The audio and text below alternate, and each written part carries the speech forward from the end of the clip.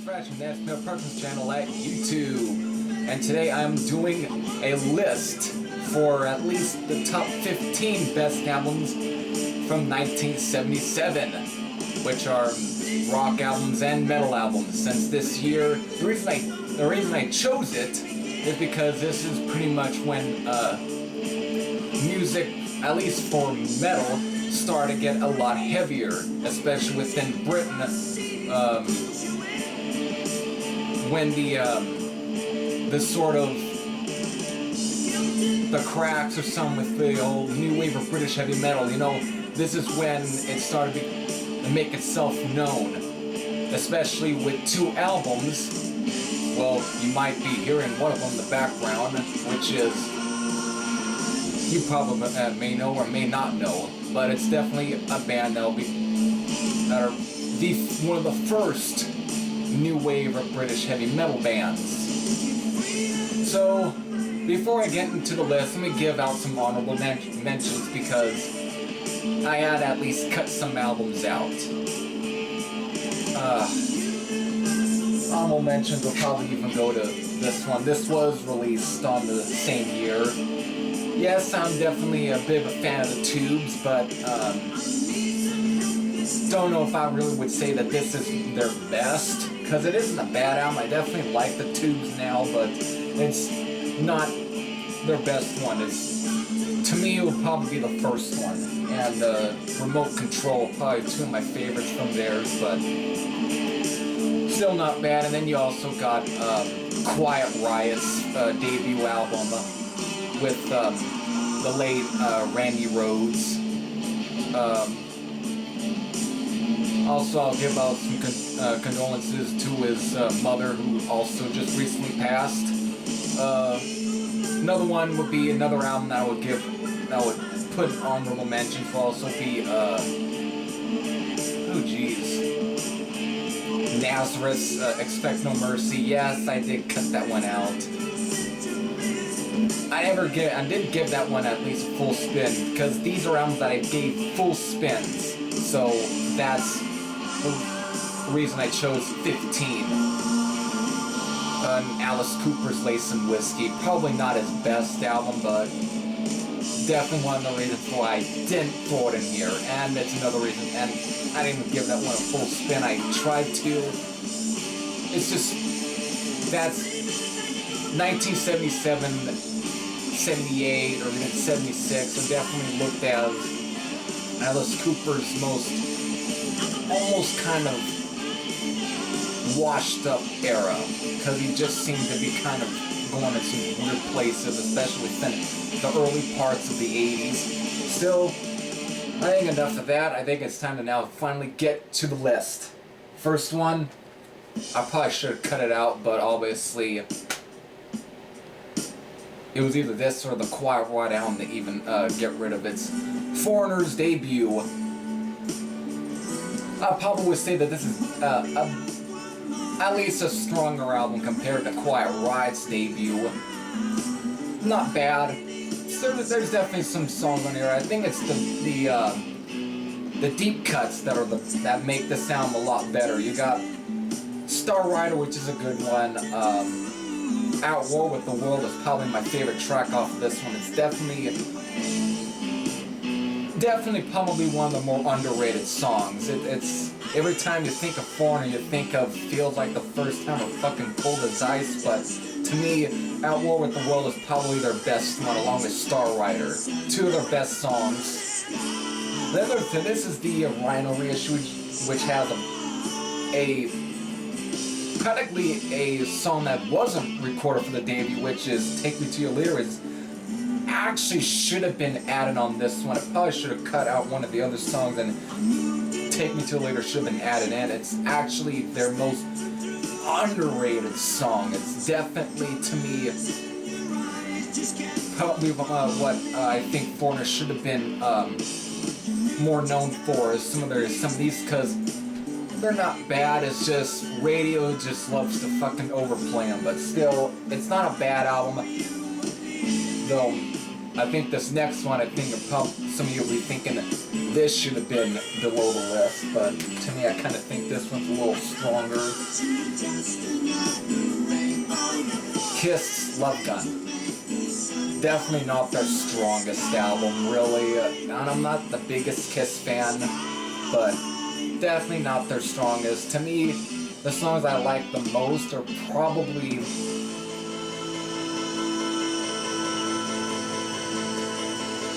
I Store Your Love, I guess, would be one I like, and Love Gun. To me, those two, and even I like Almost Human I think there's some good one.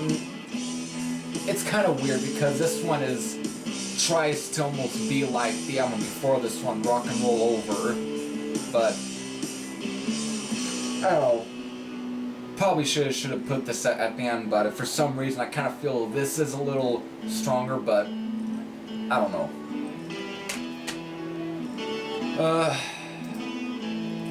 Yeah, let me finally get out the list. Next one. Journey! Yes, they made it to the list. This is next. This is the last one to feature Greg Raleigh on vocals. Even though he still would be a part of them, at least for a little while. At least up until the early parts of the 80s. But as far as the music goes, this is the Journey I like the most. It's a little more rockish, almost. It's a lot more, I wouldn't say it's AOR, it's more prog rock. And that's why I kind of dig this a bit more. It's even got some real underrated songs, such as Karma and Hustler. Hustler's probably the most energetic song on this one. For some reason, it's almost got a bit of a Deep Purple sort of feel to it. It's a very, very, almost even heavy at times. It's definitely some good songs on here. Yeah, Spaceman, I Would Find You. Yeah, there's definitely some good ones on here. It's definitely, and probably the last. I still haven't given the two other Steve Perry ones. Those might end up making it to the other lists because at the end of the video I'll probably give more. Anyways,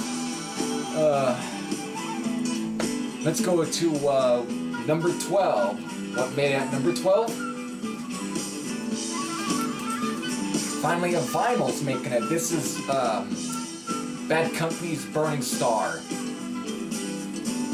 I don't know, this is probably might be my favorite one from them. And of course, Bad Company being like almost a supergroup featuring members from Free, Moth the Hoople, and King Crimson.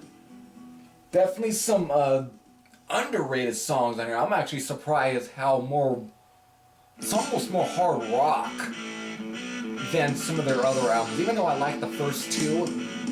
But this one is probably their most underrated effort, and for some reason I kind of find it to be a little stronger. It's shit. I gotta look at the track listing. Sometimes it's because boy, I don't think maybe I'm able to. I don't think. No, I don't think so.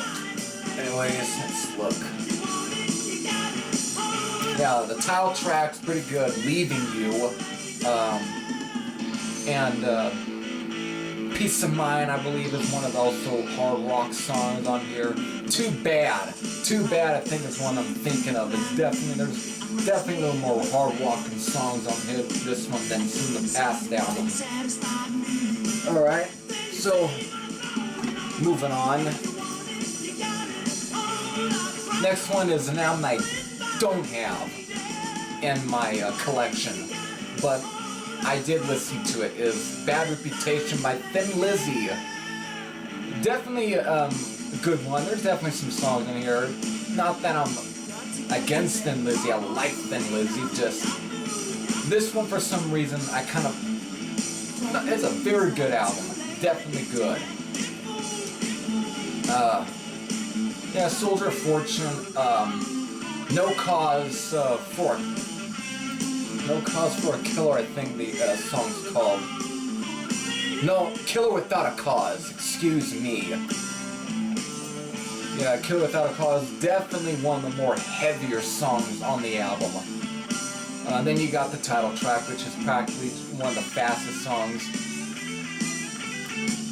Yeah, definitely some good ones. It's, I don't know, it's kind of tough. Now it's time to go on to track 10. Number 10 would be Triumph's second album, Rock and Roll Machine. Yes, a Triumph album just made to the list. Canada's, I guess some people would say they're like a poor man's version of Rush, but I don't know, I like maybe a tad bit more than Rush, even though they've had their weird differences in the 80s, I guess. But Rock and Roll Machine, for the first two Triumph albums in general, are probably, for at least the 70s, are pretty heavy. Especially when it comes to Rock and Roll Machine. It's definitely a definitely heavy album at times. Definitely hard rock, but it's definitely proto-metal, I would say. Yeah, but if there's got to be a weak point to the sound, it's probably their cover of Joe Walsh's Rocky Mountain Way. They could have picked another Joe Walsh song. To me, I think this song tends to be kind of overplayed a bit. So to me, it's a weak point of the album. But songs such as The City, Jesus, what's the... God damn it. That's why it's hard for me to actually not have a physical copy, because of while I'm listening to the album, I'd be looking at the track listing, whatever, and it just takes time. Bring on home, little Texas Shaker, and the title track. The title track is definitely one of the highlights. What's making it to number 9? It's another album I don't have in my collection. Yeah, that's going to end up being a theme with most of these lists. Yeah, coming at number 9 is UFO's Lights Out. Good one. Very good UFO album. You got the title track. Damn it. Friggin' track listings, just songs just come out. Too Hot to Handle. Love to Love. Definitely one of the best songs on here is that one. It's for the title. Almost sound like it could be a ballad, even though at times it does, but the way it starts, that sort of, Michael Schenker's very almost, sort of guitar solo or something that's very reverb and such. It's probably one of the most epic songs on the album. It really just seems to have such a great feel to it. That's definitely one of the reasons why I might put this a little over Rock and Roll Machine. However, this next album is definitely pretty good, so what's coming at number 8 on the list is, at least for a while, the last Captain Beyond album, Dawn Explosion. Since they pretty much, after releasing a very experimental album, they decided to go back to a more of a rock album. It's not heavy as the first album, but it's not as experimental as the second album. This one is a little commercial sounding, more melodic. It's probably the best way to put it than the first album, but still rocks pretty hard at times. Especially you got Fantasy, Do or Die, Icarus. Yes, I did a review for this album on this channel, but there's still some other ones on there that is just good. Breath of Fire Part 1 and 2, and Oblivion. Yeah, this sound definitely kicks ass. I definitely, to me, I think this is probably the most underrated Captain Beyond album. And I will defend this sound until the day I die. Great album. I think the vocals that they picked, well, he kind of seems like he's imitating Rod Evans. Hope I got that guy's name right. Hope I didn't confuse him with someone else. Very much kind of, maybe a little more melodic than Rod Evans, but he's a great vocalist. I think one of the best picks for Captain Beyond.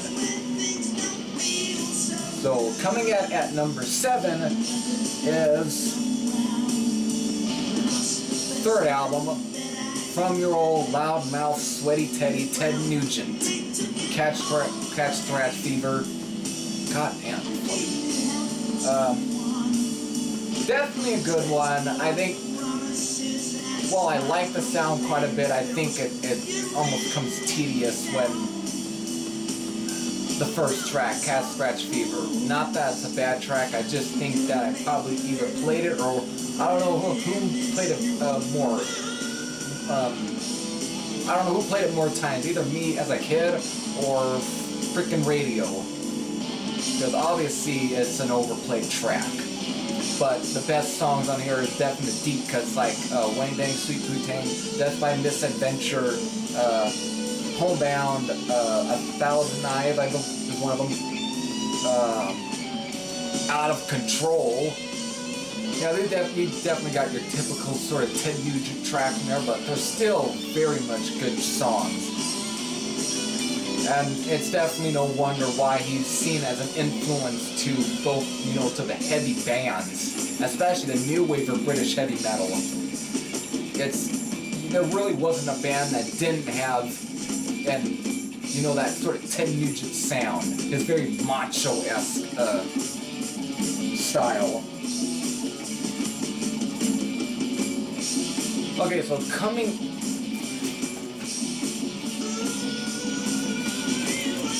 how to fix that. So coming in at number 6 is the album that is playing in the background. And this one I don't have. This is a downloaded copy. I know I'm cheating. Anyways, it's Quartz's debut album. This band is indeed looked at as one of the very first new wave of British heavy metal bands. Some even would say that Motorhead is like one of the first ones, even though it's weird with them. But I'll get to them in a bit. But this sound is definitely, even though it's probably not my favorite one, I like it quite a bit. I'll get to which one is my favorite, and that's probably going to be in the 1980 video, when I'll probably do in 3 years. This is probably one of the biggest highlights that's playing in the background is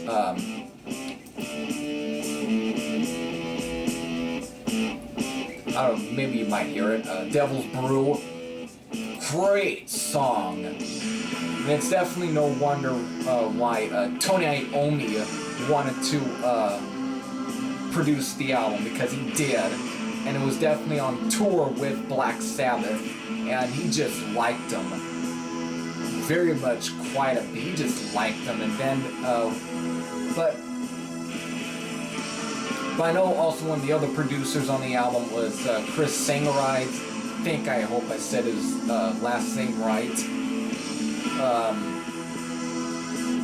The guy who pretty much produced, Judas Priest, Painkiller, and YNT's Mean Streak, and Anvil's Metal on Metal, and Forged in Fire, and even This Is 13. But still, there's some good songs on here. I really don't think there's a bad song on here. Mainline Riders, Street Fighting Lady, Hustler. I think that is one of the songs on here. Let's go back. Yeah, Around and Around. Yeah, there's definitely some good tracks on here. Still, I think it's time to move on to number 5. Debut album from New York heavy rockers Riot.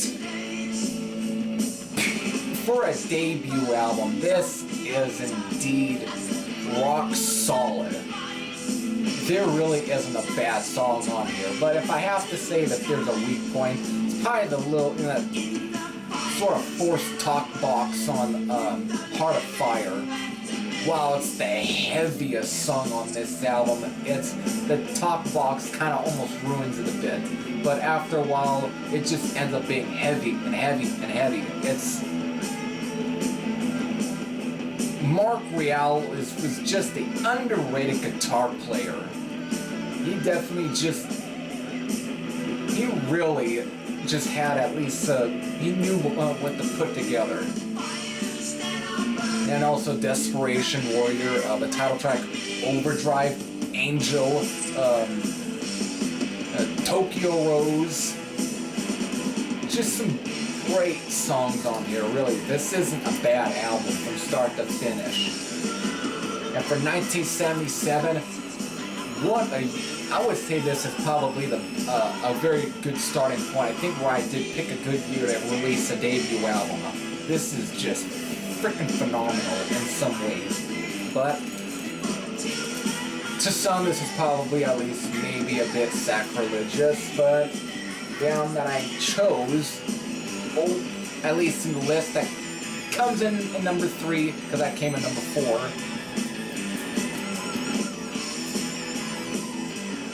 Whatever. I'm gonna be. Yes, they are my favorite band, AC/DC, Let There Be Rock, and this is the US pressing and not the. Though it's pretty much a repress of the Atco track listing because of. Apparently, they thought Crab Singing Blue was just a bit too, I guess, obscene. But still, this is probably at this point probably my favorite AC/DC album. I think Angus, I really was just, he probably rocked out a little too much on this album. He definitely, I think, was, for some reason, I think he might have got pissed. I don't know. He definitely sounds like he's writing some of his best riffs to date, and Bond, he just sounds as energized. What's the word I'm looking for? Goddamn. I don't know, the word ain't coming to me. Anyway, they all sound like they're in top notch. As far as songs go, you got Go Down, which is a very good opener. You got the title track, which is probably one of the heaviest riffs that AC/DC had actually put together. Definitely it's definitely no secret for why even thrash bands even went and covered Let There Be Rock. Overdose, which is definitely a good bluesy sort of song the way it starts, but it does come into just a classic AC/DC song, and Hell Ain't a Bad Place to Be In. Then you got Whole Lot of Rosie. So it's really isn't a bad song. I just kind of wish that Atlantic, or no, actually Atco didn't decide to actually reuse fucking Problem Child. It's stupid. No, it's not a bad song.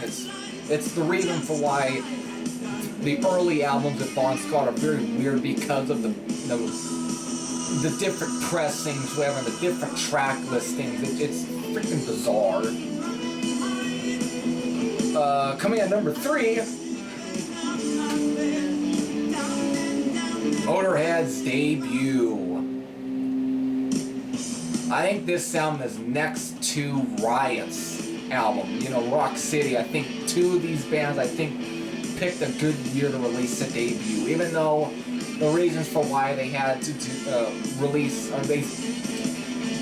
they wanted to release the On Parole album on this year, but since the problems with the other record label, they had to practically re-record some of the songs, and for some reason I think it probably was a good idea, because the On Parole versions, not bad. These versions kick those versions' ass. This is Motorhead at their most rawest, and so it probably hypes in the back of here. So let me just read the back. This is Motorhead at its best. In your face, loud, fast, and nasty, and what a good description it is. You got the song Motorhead, which is a cover of a Hawkwind song, since, Lemmy being in Hawkwind. But, and you got, even there's definitely some covers on this one. Most of them are definitely old Hawkwind songs. Lost Johnny and Iron Horse, Born to Lose, White Line Fever, Keep Us on the Road, The Watcher. They even their cover, Train Kept the Roll, and I really like quite a bit. And even on here, even though they used some of the bonus tracks, which they were recorded on the same session, so in ways even got their very sort of in-your-face cover of ZZ Top's Beer Drinking and Hellraisers. This is just classic Motorhead. And it's definitely quite sad that we lost Phil Taylor this year, who was the drummer for Motorhead from starting with On Parole up until, at least up until 84 with Killed by Death, and then coming back in 87 with the Rock and Roll album in 1916. Yeah, it sucks, but at least he left a great legacy, because this guy's drumming is on this album. He's probably not as, I guess, I hate to really even say anything bad about the guy, because he's probably one of the best drummers Motorhead has ever had. Great, just great. Coming at number 2 is an album I don't have, which I'm looking forward to probably actually picking up a copy of this album real soon, since with the deluxe edition, is Scorpions Taken by Force, and the last studio album that featured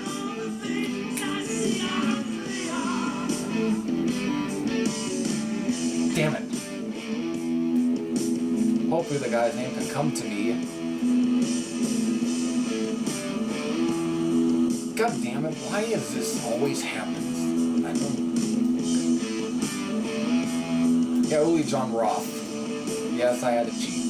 Anyways, probably Scorpion's best album at this point, and since it being the last with him, what a way to go out. He just rips on this album. You know, you got Steam Rock Fever, The Sails of Sharon, oh geez, and I think it's I've Got to Be Free. Then you also got He's a Woman, She's a Man. Probably the heaviest song Scorpions ever written. If anyone thought that Scorpions were a hard rock band that's probably never heard Taken by Force, He's a Woman, She's a Man is by far the most metal song Scorpions have ever written. It's definitely one of the earliest thrash metal songs for how insanely heavy for it is. 1977, I think this band and the next band that made it at number 1, it was good. I think these two bands tie together as probably releasing probably the 2 heaviest albums in 1977.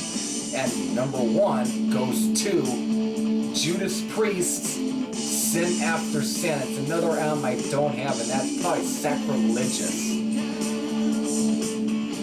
Songs such as Sinner, Distant Aggressor, Let Us Pray, Call for the Priest, Starbreaker, Here Comes the Tears, which starts off as a bit of a, they're almost a ballad-esque song before turning into another heavy song. And you also got Raw Deal. This sound is just filled with nothing but classic tracks. To me, I do call this a classic, and it's because in some ways it's almost underrated, but this is, I think, at this point, Judas Priest's pinnacle point. After releasing Sad Wings of Destiny, they almost just outdo that album in ways. It's immensely, almost just heavy. Maybe not as heavy as the album After Sin, but they're both equally heavy. And this is the reason why Judas Priest gets looked as one of these, one of the few heavy metal bands that actually define the name heavy metal. And Sin After Sin is one of those albums that defines the term heavy metal. Just a great album from, at least at this time, one of the most breakthrough stars. One of the band that will become, it's just a great album, and it's one of the reasons why it's chosen #1. Just a classic album, and it deserves its place as #1. It deserves it. So that pretty much does it for this video. It's probably a pretty long video, but it's just classic Judas Priest. Anyway, this does it for this list. As far as I was going to say, I'm going to do these lists at least once a year, because I know there's quite a bit of albums I gotta get at least in physical format to do some of these other ones, like including like 78, 79, 1980. I'm gonna do some of these lists for the couple of years to come. So it depends when I'll stop doing these lists. For some reason, it probably could end up stopping. Maybe it's gonna be tough, but I'll get through them. So this episode, I am out.